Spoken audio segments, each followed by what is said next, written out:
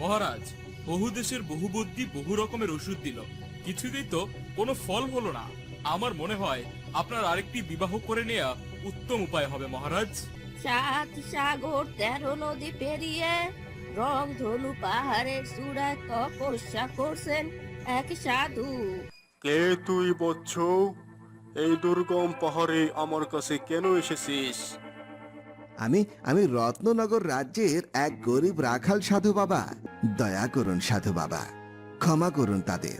তারা যা করেছে তা ঠিক করেনি, কিন্তু আমাদের রত্ননগর রাজ্য চরম বিপদের মুখে রয়েছে। মন্ত্রী মশাই রাজ্যের প্রধান বিচক্ষণ ব্যক্তি, তিনি না থাকলে যে পুরো রাজ্য হুমকির মুখে পড়বে সাধু বাবা। দয়া করে তাদের মুক্তি দিন।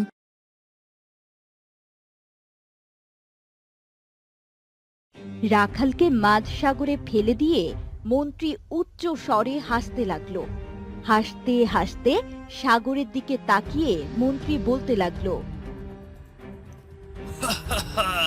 নির্বোধ রাখাল, মরে বা সাগরে ডুবে সামান্য এক গরিব রাখাল হয়ে তুই আমার কাছে যেতে যাবি?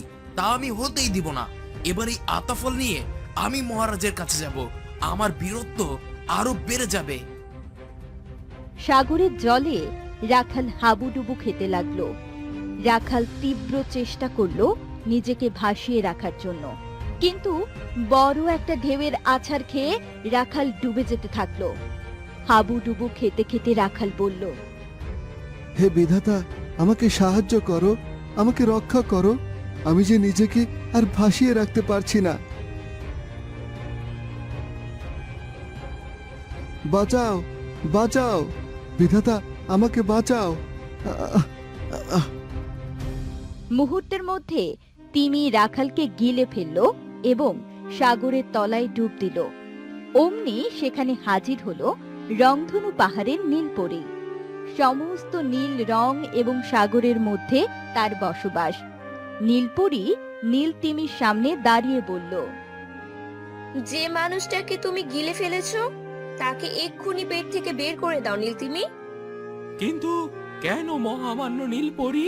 এই যে আমি আহার করেছি, আমার আহার করা খাবার পেট থেকে বের করে দেওয়ার কারণ জানতে পারি কি? এই মানুষটি সর্বগুণ সম্পূর্ণ একজন মানুষ। মানুষ থেকে শুরু করে সমস্ত প্রাণীর প্রতি তার দয়া ও ভালোবাসা রয়েছে।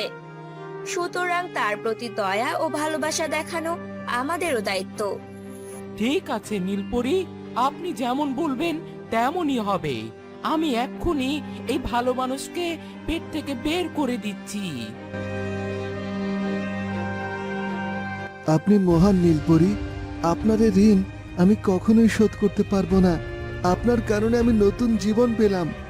আপনাকে যে কি বলে ধন্যবাদ দিব তার ভাষা আমার জানা নেই নীলপরি। তুমি তোমার কর্মের জোরে বেঁচে গেছো রাখাল। তুমি সবার বিপদে সবাইকে সাহায্য করো, তাই তোমার বিপদে তুমি অন্যর থেকে সাহায্য পেলে। ভালো মানুষকে কেউ সাহায্য না করলেও প্রকৃতি যে তাকে সাহায্য করে।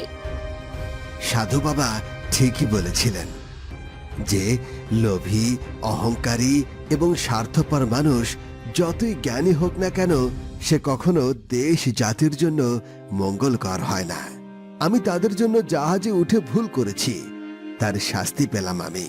মন্ত্রীমশাই সাধু বাবার দেওয়া আতাফল কেড়ে নিয়েছে। এখন যে আমি আর কখনোই সন্তানের মুখ দেখতে পারবো না। নিজেকে আর দোষারোপ করো না রাখাল। তুমি চিন্তা করো না, যার কপালে যা পাওনা রয়েছে সেটা সে পাবেই। তুমি সর্বোচ্চ চেষ্টা করেছো, নিশ্চিত তুমি তার ভালো ফল পাবে রাখাল। তার কি করে পাবো নীলপরি? ওই আতা ফলিত ছিল আমার সন্তান লাভের একমাত্র উপায়, তা তো আমি হারিয়ে ফেলেছি। সবকিছু চোখে যেমন দেখা যায় তাই ঘটে না। প্রকৃতির হিসাব এত সোজা না। প্রত্যেককে তার পাওনা সময় মতো ঠিক বুঝে পাবে। তুমি এখন ঘরে ফিরে যাও রাখাল। বিপদে ধৈর্য ধরবে, বিধাতার উপর আস্থা রাখবে। ঠিক আছে নীলপরি, আপনার কথায় অনেক ভরসা পেলাম। এখন আমি বাড়ি ফিরে যাই। তোমার কল্যাণ হোক রাখাল। রাখাল নীলপরীর কাছ থেকে বিদায় নিয়ে বাড়িতে ফিরে এলো। তাকে দেখে রাখালনি উৎসুকভাবে তার দিকে এগিয়ে আসলো। রাখালনি তাকে জিজ্ঞাসা করলো, তুমি এত তাড়াতাড়ি ফিরে এলে যে? মন্ত্রী মশাই তো এখনো রাজ্যে ফেরেনি। তুমি কি তবে রংধনু পাহাড়ের সাধু বাবার কাছে যেতে পারোনি? অনেক ক্লান্ত হয়ে এসেছি রাখালিনী, আগে ঘরে চলো, আমি তোমাকে সব কিছু খুলে বলছি। আরে হ্যাঁ, তুমি বহু পথ পাড়ি দিয়ে এসেছো, ঘরে চলো, খাওয়া দাওয়া করো, এরপর সবকিছু বলবে আমাকে। এই বলে রাখালনি তাকে ঘরে নিয়ে যায় এবং রাখালকে খাবার খেতে দেয়। খাবার খেয়ে রাখাল সমস্ত ঘটনা রাখালনিকে খুলে বলে। সবকিছু শুনে রাখালনি অবাক হয় এবং দুঃখ পায়। এরপর নিজেকে সামলিয়ে নিয়ে বলে, তুমি চিন্তা করো না রাখাল, নীলপরি যখন বলেছে তখন কোনো না কোনো ভাবে সবকিছু ঠিক হয়ে যাবে। দিনের পর দিন কেটে যায়।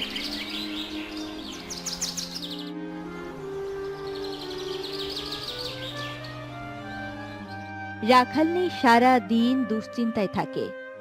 রাখালেরও কাজে ঠিকঠাক মন বসে না।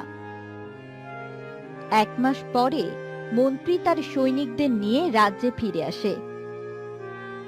রাজ দরবারে পৌঁছে মন্ত্রী রাজাকে কুর্নিশ করে বলে, মহারাজের জয় হোক, মহারাজের জয় হোক।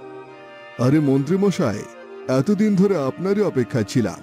আপনি কি রাজ্যের জন্য আশার বাণী আনতে পেরেছেন? সুসংবাদ আছে মহারাজ, আমি রংধনু পাহাড় থেকে আপনার সন্তান লাভের উপায় এনেছি। জলদি বলুন সেই উপায়।